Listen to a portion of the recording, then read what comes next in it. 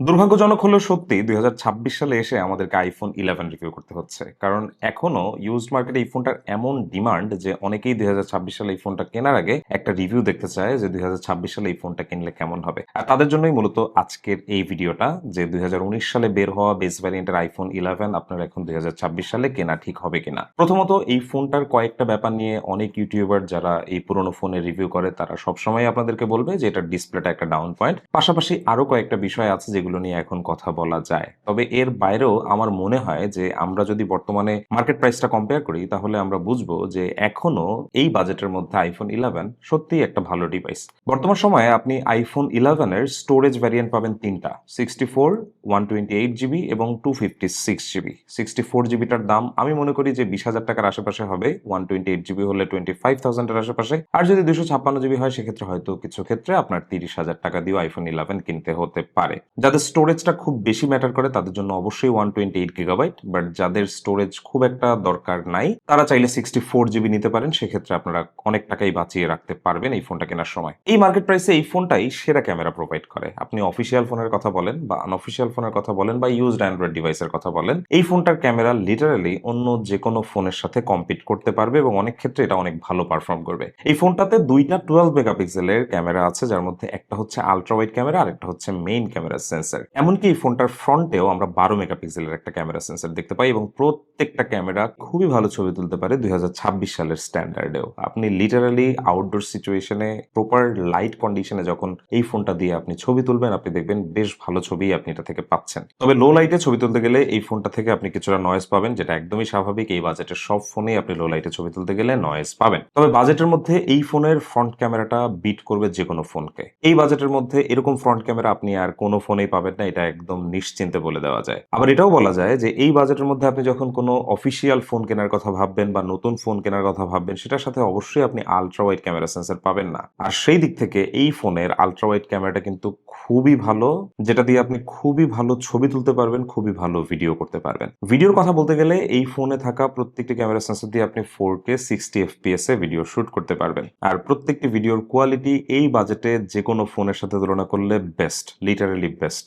আপনারা যারা এই স্বল্প বাজেটের মধ্যে ফোন কিনে ভিডিও করার কথা চিন্তা করেন তাদের জন্য কিন্তু এই ফোনটা ছাড়া অন্য কোনো ফোন বাজারে আমি মনে করি আর রেকমেন্ড করার নাই। এই ফোনটাতে টেলিফোটো ক্যামেরা সেন্সর নাই, সেটা নিয়ে আলাদা করে আমি কথা বলতে চাই না, কারণ আইফোন 14 পর্যন্ত আমরা কিন্তু টেলিফোটো ক্যামেরা সেন্সর পাই না বেস ভ্যারিয়েন্টের আইফোনে। ইভেন এখনো টেলিফোটো সেন্সর নাই, হয়তো ফিউশন ক্যামেরা আছে যেটা দিয়ে আমরা 2x পর্যন্ত হয়তো ছবি তুলতে পারি। আপনাদের যাদের টেলিফোটো সেন্সর প্রয়োজন তাদের জন্য হয়তো ইউজড মার্কেট থেকে অন্য যে কোনো ফোন কিনতে হবে। এটার বাইরে যেমন আইফোন 11 প্রো আপনারা কিনতে পারেন, সেটাতে একটা টেলিফোটো ক্যামেরা সেন্সর আছে 2x এর। আইফোন 11 কেনার পরে সবচেয়ে বেশি ডিসঅ্যাপয়েন্টেড আপনি হবেন এই ফোনের ডিসপ্লেটার কারণে। এখানে যদিও একটা বড় সড়ো 6.1 ইঞ্চের ডিসপ্লে আছে যেটা একটা liquid retina IPS LCD display, তবে এখানে ডিসপ্লের বেজেল গুলো কিন্তু খুবই বড়। এখানে screen to body ratio close to 79%, যা খুবই কম বলা যায় 2026 সালের স্ট্যান্ডার্ডে। তবে দুঃখের ব্যাপার এই ফোনের ডিসপ্লে রেজলিউশন খুবই কম, যেটা মাত্র 828x1792 পিক্সেলস। তবে প্রোটেকশন হিসাবে ডিসপ্লেটার উপরে আপনি পেয়ে যাচ্ছেন স্ক্র্যাচ রেজিস্ট্যান্স গ্লাস। আমরা এই ফোনটাতে যখন কন্টেন্ট দেখি আমার কাছে লিটারালি মনে হয় যে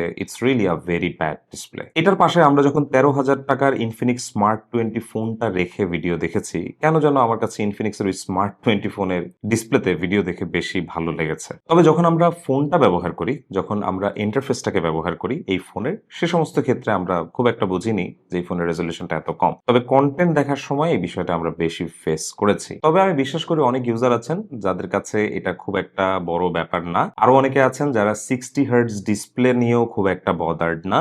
সো আমার মনে হয় যে এই বাজেটে যারা এই ফোন কিনতে চাচ্ছেন তারা অবশ্যই এই ব্যাপারগুলো নিয়ে চিন্তা করছেন না। তবে আপনি যদি ডিসপ্লে রেজলিউশন বেটার চান, আপনাদের জন্য আমার সাজেশন থাকবে যে বাজেট বাড়িয়ে আইফোন 12 কিনতে পারেন, 64 জিবি নিতে পারেন, সমস্যা নেই, তবে ডিসপ্লেটা আপনি ভালো পাবেন। এর বাইরে আরেকটা চয়েস হতে পারে আইফোন 11 প্রো, তবে 11 প্রো এর ডিসপ্লেটা 5.8 ইঞ্চ, এই কারণে আমি এটা রেকমেন্ড করি না, কারণ ওই ডিসপ্লেটা আসলেই খুব ছোট লাগে। তবে আপনি যদি খুবই কম্প্যাক্ট ফোন চান সেক্ষেত্রে কিন্তু 11 প্রো একটা ডিসিশন হতে পারে আপনার জন্য। এই ফোনটাতে বর্তমানে iOS 26.3 রান করছে। আউট অফ দ্য বক্স এই ফোনটা যখন বের হয়েছিল তখন এটা iOS 13 এ রিলিজ হয়েছিল। আর সে সময় এই ফোনটাতে চিপসেট হিসেবে ব্যবহার করা হয়েছিল অ্যাপেলের A13 7 ন্যানোমিটারের চিপসেট, যেটার সাথে 4 জিবি র্যাম ইন্টিগ্রেটেড ছিল। এখনো পর্যন্ত এই ফোনের পারফরমেন্স ইজ আউটস্ট্যান্ডিং। যদিও অনেক পুরনো ফোন, প্রায় 6 বছর 7 বছর হয়ে গেছে আমরা বলতে পারি, তবে তারপরেও এই ফোনটা থেকে আপনি খুবই ভালো পারফরমেন্স পারফরমেন্স পেয়ে যাবেন এবং আমার বিশ্বাস যে আপডেট অফ হয়ে যাওয়ার পরেও এই ফোনটা আরামে আপনি 2-3 বছর ব্যবহার করতে পারেন।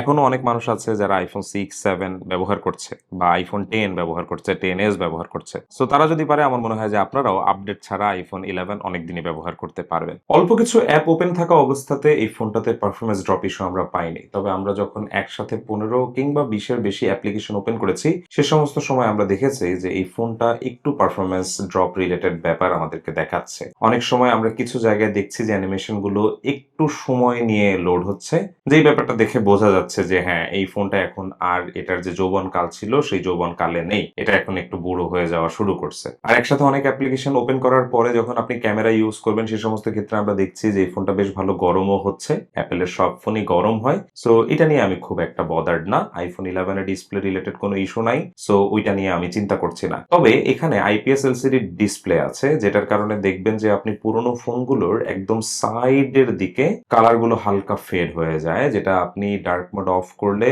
হোয়াইট স্ক্রিনে সাইড গুলো খেয়াল করলে আপনি বুঝবেন হয়তো কিছু আইফোনে সেটা হালকা হলুদ ভাব হয়ে গেছে কিংবা কিছু আইফোনে সেটা হালকা গ্রিনিশ হয়ে গেছে বা রেডিশ হয়ে গেছে। তবে যদি আপনি কোনো ফোনে দেখেন যে এরকম কোনো ভাব নেই, ডিসপ্লেটা পুরো ওকে আছে, তাহলে আপনি কনসিডার করবেন যে আপনি লাকি। বেশিরভাগ ক্ষেত্রে ইউজড মার্কেটে আমরা ফোন পাই বুস্টেড ফোন, আর 6 বছর পরে এই ফোনগুলো বেশিরভাগ ক্ষেত্রেই ব্যাটারি চেঞ্জড অবস্থায় আপনি পাবেন। অনেক সময় আমরা আফটার মার্কেটে দেখি হাই ক্যাপাসিটি ব্যাটারি নিয়ে অনেক ফোন আসে মার্কেটে এবং বেশ ভালো ব্যাকআপ সেই ফোনগুলো থেকে পাওয়া যায়। সো আমার মনে হয় যে এখন এই সময় এসে আপনি ব্যাটারি হেলথ নিয়ে বদার্ড হলে মনে হয় এই ফোন কেনা ঠিক হবে না। তাই আমি বলবো যে এই সময় এসে যদি এই ফোন কেনেন ব্যাটারি হেলথ নিয়ে বদার্ড না হয়ে আপনি দেখুন যে ফোনটাতে ভালো চার্জ থাকছে কিনা, না থাকলে আপনি ব্যাটারিটা চেঞ্জ করে নিয়ে, যেহেতু অনেক আগের ফোন তাই ব্যাটারিটা ড্যামেজ হয়ে যাওয়ার সম্ভাবনাই বেশি থাকবে এখন। তবে বাই ডিফল্ট এই ফোনটাতে 3110 মিলি অ্যাম্পিয়ারের একটি ব্যাটারি আসে, তবে যেহেতু আইপিএস এলসিডি ডিসপ্লে তাই এটা বেশ ভালো ব্যাকআপ দিতে পারে। আর যারা হাই ক্যাপাসিটি ব্যাটারি সহ ফোন কিনবেন সেই সমস্ত ক্ষেত্রে এই ফোনটা থেকে আপনি আরো ভালো ব্যাটারি ব্যাকআপ পেয়ে যাবেন বলে আমার বিশ্বাস। আমাদের হাতের এই ফোনটাতে ব্যাটারি হেলথ আছে 88%, এটা একটা জেনুইন ব্যাটারি আছে এবং এই ফোনটা থেকে আমরা দেখেছি যে অনায়াসে এই ফোনটা একদিন চলে যায়। সাধারণত আমাদের টেস্টিং এ আমরা এই ফোনটা খুব একটা হেভি ইউজ করিনি, আমরা নর্মালি ব্যবহার করেছি, কিছু ছবি তুলেছি,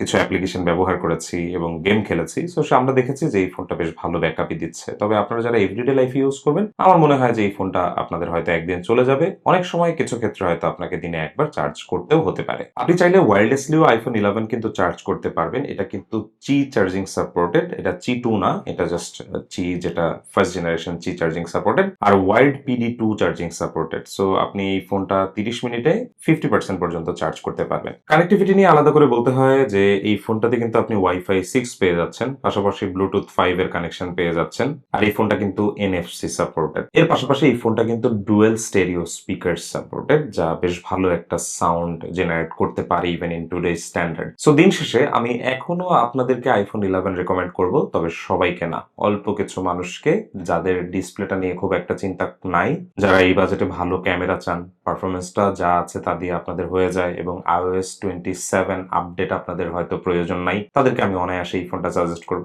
তবে আপনারা যারা বাজেট কিছুটা বাড়িয়ে নিতে পারবেন তাদেরকে আমি বলবো যে আইফোন 11 বেশি টাকা দিয়ে না কিনে আপনি আইফোন 12 64 গিগাবাইটের একটা ফোন একই বাজেটে কিনে ফেলেন, সেই ফোনটা আমার মনে হয় যে আরো ওয়াইজ পারচেজ হবে। বাট ফ্র্যাঙ্কলি স্পিকিং 2026 সালে এসে আইফোন 11 না কেনাই বেটার। আপনার উচিত আইফোন 12 কেনা বা তার থেকে আপডেটেড কোনো ফোন কেনা, সেক্ষেত্রে আপনার ওই পারচেসটা ভ্যালিড হবে বলে আমি পার্সোনালি মনে করি। So thank you for watching the video. আপনাদের যদি কোনো প্রশ্ন থাকে করতে পারেন, আর পুরনো কোন কোন আইফোন নিয়ে রিভিউ দেখতে চাচ্ছেন তা অবশ্যই আমাদেরকে কমেন্ট করে জানাবেন।